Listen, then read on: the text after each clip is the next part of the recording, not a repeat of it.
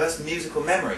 Oh my God, probably my mum singing on the way to the greengrocers, going like la-di-da-di-da, off to the shop, something, or something like that. But musical, probably Ziggy Stardust, that was like the first album I got. And yeah, Bowie was just, I was just really into Bowie because I was going to a scout camp, like a Cub Scout camp with these guys, Toby Cornish and Alexis Slatter, were in the back of the bus, and they were really cool. And they listened to Bowie, and they were listening to the rise and fall of Ziggy Stardust and the Spiders from Mars. And I just wanted to be cool like them. So I was like, yeah, this is great, wicked. And it's all like Lady Stardust, and it's all about this transvestite sort of rock and roll star or something. And I'm like going, yeah, cool, great, Lady Stardust sang a song, whatever. Cool. And so I went and bought it, and I found it really difficult.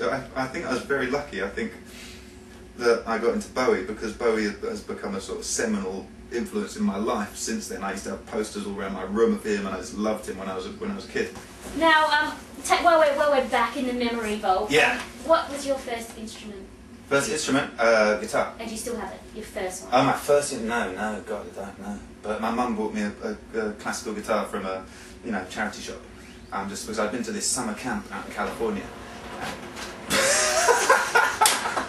So yeah. I know I had a classical guitar which my mum bought me from a charity shop, and yeah, I just learned to play these songs that I'd been learning in this summer camp that I went to, and it was great. Just I'd learn little Dylan songs or like Jamaica Farewell. Sad to say I'm on my way, won't be back for many a day. Yeah. And you got into poetry. Were you into that really, really early? Were you one of these kids who had a notebook and carried it around with you? Yeah, that's what I basically just always. I was into poetry till I left university and that's the first time I got into music was after I left uni. And when I was 17, I went round at the States. I wrote to about 50 of the living American poets that were in my anthology. So I was totally into American poetry. That's all I was into. And I saw if they had an hour spare between October and March, and went round for 6 months and interviewed them all. And about 20 of them wrote back to me. And then I ended up seeing Ginsberg didn't write back to me because he was that sort of rock star. So I had to get to him through another poet who put me in touch with his agent. And then I finished the trip having like dinner with him in his apartment where he used to hang out with Jack Kerouac and Neil Cassidy and stuff. That's amazing. Who's your favourite poet? I'd say, well, there's some American, like Wallace Stevens is probably one of my favourite American poets, and Walt Whitman. So there's one of those classic American poets, yeah. Okay, it sounds like you were quite an on it kid. Well, I was just really into being a poet, and I was really into writing, and that was just, and that moment, when films end and you have the credits going up, I just remember from being a real little kid, I remember sort of saying, there's that feeling of emotionless when you feel really sad, but you also feel really uplifted. I just want to be in that moment, like the whole time, you feel so alive. And I think, in a way, that's completely stayed with me the whole of my life. The sort of songs I write, it's the same sort of thing. It's not, I don't write depressing songs, but they're contemplative and but they're uplifting as well as being emotional. And lead up to your album was quite a long one, wasn't it? You've spoken about the poetry and the different projects.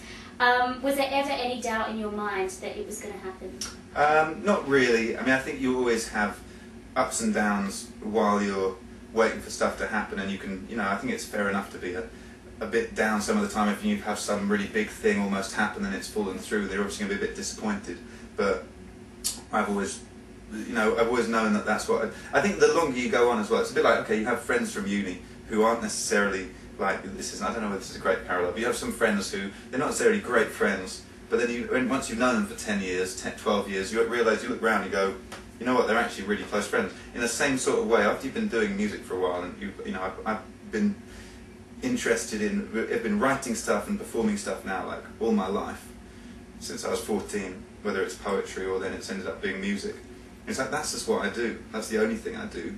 And so, and each different thing that falls through, and each different time you have to really say, okay, I am going to do this, and I'm going to carry on doing this, and I'm going to do it this way because this is what I need to do. It develops more conviction and stuff. So I think with Supernatural, I just got to a stage where a lot of big things had almost happened because of the TV series. It almost happened with me going around the States doing these things in people's houses, and when that, so I had to make a decision, and I sort of was like, okay, well, I'm just going to make my album and get on with it. And I think that sort of, that gets rewarded in what you come up with because it has a conviction behind it that is like really real. So whatever the production values, whatever the budget, whatever those sort of things, which were definitely things I didn't have in place as I would have if I had a major deal, there's a certain sort of truth and conviction behind the music that comes out. You must be pretty excited about the album launch then. That yeah. Kind of yeah, well, it's just really nice. Well, it's so nice. I mean, it's already out as a download. It's I've made the CD up so that it's really nice, and it's got this little 50-page book which has got poems and a description of the making of the album and description of the Unlit tour, and how to write a song, how to put on your own Unlit. Not that I know how to write a song, but just like if you've never written a song, sort of ideas on how you can do it by recording things into your phone and different ways of deciphering like various mumbles and melodies you might have. Yeah. So yeah, I'm really excited about that going out and people being able to have this little, package. Sounds like a package, yeah. A keeper, definitely. Now, you mentioned Unlit, and I really want to talk about this because it's a fantastic concept. I want to have one at my house, right? Cool. So I need to know from you, what's the criteria, and how can you convince Jont that the best. First of all, I mean, normally it's like people feeling they have to be convinced themselves that it's going to be okay and nothing bad's going to happen or whatever. But generally, if people are feeling like that, I don't try to convince people. If I don't try to solicit houses. Normally I just wait for people to come up to me who get the idea implicitly and understand that you're creating this gift for strangers. Yeah. Also for people you know, but essentially saying, if I make my house open and free to anyone, and we put on this sort of celebration of life here for the evening, and it will be involved having a DJ, or just having an iPod, if it's a smaller place, or having some booze and some food or whatever, and then having a little set of live music from 2 or 3 different acts that's based around the audience, not around the performer. So it's not like loads of music and everybody jamming forever. It's just like this little concentrated hour where everybody shuts up and listens to the stuff, normally totally unamplified. Basically, it's just like, if they want to take that leap of faith with me, that's going to be cool, and they don't have any sort of fears like, oh yeah, whatever, that stuff. But they're sort of happy to break that taboo in society, which basically says, oh, you can't do that. Loads of people come around and trash your place, and whatever. Which just basically holds us in from actually doing anything expansive and loving with our time.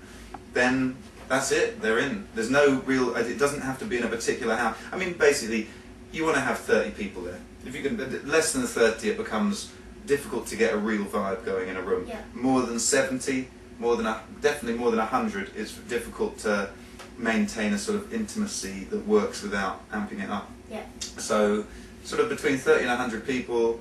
It doesn't have to be a flash place. I've done them in everything from sort of council flats in King's Cross to big mansions in Clapham. It's sort of, and then done it across America and across the UK in various different houses. It's just to do with the intent, really, of the person doing it. And if they want to just make a really beautiful night, it's just a sort of mixture of a gig and a party. And just trying to have like a really, really beautiful night and just say, okay, for this moment in time, I'm just going to be totally happy. For me, I just wanted to make something that was like the most beautiful night I could have myself. Yeah. It was very selfish. It was just like, yeah, cool, I want to have a gig, I want to have a party, I want to be able to hang out with the different people, I want to have a mixture of people that I knew and I didn't know, and I wanted to create this gift so there was this alchemy when people came in who didn't know about it. Have you considered doing one in Australia? Yeah, there's a good house concert scene in Australia. I've got quite a lot of people on MySpace who got in touch with me and said that it would go down really well there. So I've got something to show you. My family live on a farm in South Australia. Yeah. I've got something I want to use to try and sway you to do one in our house. Just watch. Oh my God! There's a kangaroo in there. Pet kangaroos. We do. So I'm thinking, if we got you down to Australia to the dairy farm, we've got a big house, overlooks some shrubs and some paddocks and stuff. I think it would be. I'm there. Perfect. The kangaroo Unlit. Kangaroos involved.